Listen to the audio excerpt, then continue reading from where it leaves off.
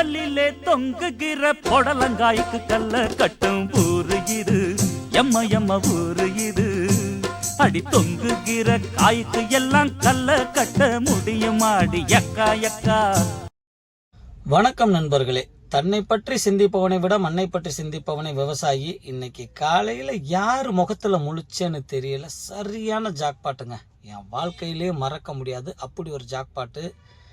இப்போ நம்ம ஊடுபயிராக செஞ்சுருக்க மிளகாய் காட்டில் ஊடுபயிராக செஞ்சுருக்க காய்கறியை தான் அறுவடை பண்ண வந்திருக்கோம். அதில் என்ன காய் ஏது காயின்னு நீங்களே பார்த்துக்கங்க. நான் சொல்ல விரும்பலை, ஏன்னா பசங்களோட உழைப்பு. விதையை வாங்கி கொடுத்தது மட்டும்தான் நான்.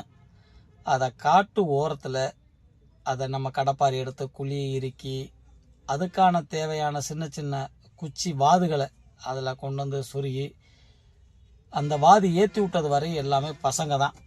தண்ணி விடுறது கொண்டு பசங்க தான் விட்டாங்க. இந்த விவசாயம் பாருங்கள், ஊடு பயிர் தான். இதை யாரும் மெனக்கட்டு தனியாக விவசாயம் பண்ணலை. மிளகாய் காடு, கத்திரிக்காடு, வெண்டிக்காடு இந்த மாதிரி செய்கிறவங்க எல்லா விவசாயிகளும் ஊடு பயிராக தான் செய்வாங்க. இந்த காய்கறிகள் வந்து ஒரு 3 மாதத்துக்கு 2 மாதத்துக்கு மார்க்கெட்டுக்கெலாம் போய் காய்கறி வாங்க வேண்டியதில்லை. ஏன்னா இது வந்து எந்த விவசாயம் பண்ணாலும் அடிஷ்னலாக பண்ண போகிறோம். துணை விவசாயம் தான் அது. அது வந்து வீட்டுக்கு மட்டும்தான் யூஸ் ஆகும். 5 கிலோவுக்கு உள்ளே இருந்துச்சுன்னா நாங்கள் அக்கம் பக்கம் உள்ள சொந்த பந்தம், நம்ம தோட்டத்துக்கு வேலைக்கு வர்றவங்களுக்கு, அப்புறம் நம்ம ரிலேட்டிவ் இவங்களுக்கெல்லாம் கொஞ்சம் கொஞ்சமாக கொடுத்து விட்ருவோம்.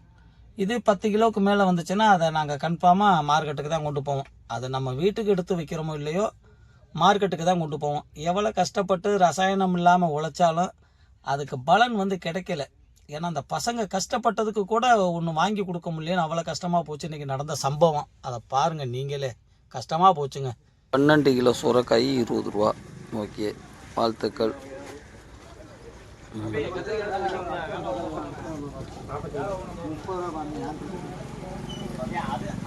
20 ரூபாயை வாங்கி அந்த பசங்களுக்கு நான் என்ன வாங்கி கொடுத்தேன்? ரொம்ப